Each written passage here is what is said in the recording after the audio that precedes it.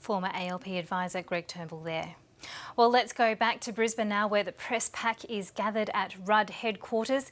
Political reporter George Roberts is outside Kevin Rudd's home. And George, has there been any activity there at the house this morning?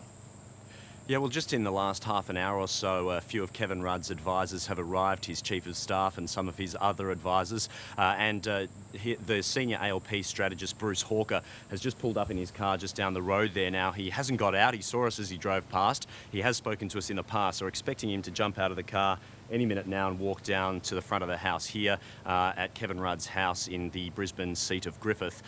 So it looks like something's going to happen soon, whether they're going to have a meeting, have their own little caucus this morning to discuss the strategy for the day and then head out to campaign.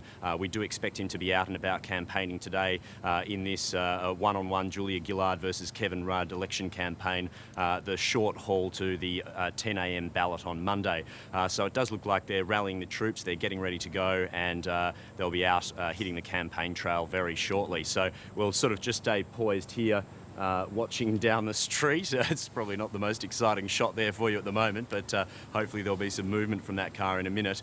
Look, just to have a look at the background of this, this happened about 3 days ago with the official resignation of Kevin Rudd. It's played out with a few media conferences and the official confirmation from him yesterday that he was challenging. The gloves are off and now it's on. So we're waiting now to see what the next development in this campaign is.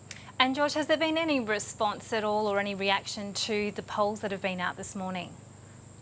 Look, we haven't had any reaction yet to those polls. No doubt that kind of shores up Kevin Rudd's claim that he should be the one to lead the party and take on an Abbott coalition. Now we can just see down the road there, we're just panning off to the shot that you can see ALP strategist Bruce Hawker there just getting out of the car, so we can expect him to come down the street any minute now. And we'll try and stop him and have a bit of a chat to him. But just in response to your question about the polls, no, there hasn't been a response. There hasn't been a response from Kevin Rudd, although we will put that to him today. That has been his argument, that he's more popular, than Julia Gillard, and therefore he is a better place to take over the Labor leadership and to try to win government again for Labor against Tony Abbott at the next election. That is his claim, and that does shore up his argument. We'll try to stop Mr. Hawker as he comes down here and see what he has to say to us. Mr. Hawker, good morning. How are you feeling this morning? Pretty good. How's the strategy going? Are you feeling more confident about the numbers? Well, I think the polls that we're seeing published today just tell us one big thing, and that is if the Labor Party wants to remain in government, it's going to have to put Kevin Rudd into the Prime Minister's job. On most counts, you've got about 30 votes in the caucus at the moment, so you're still a long way away from getting a majority. How far away do you think you are, and how confident you are? Well, pretty confident, but I'd say this. I think the Prime Minister should actually think about whether she stands on Monday. I think it's that serious, because the public are saying, we want Kevin Rudd.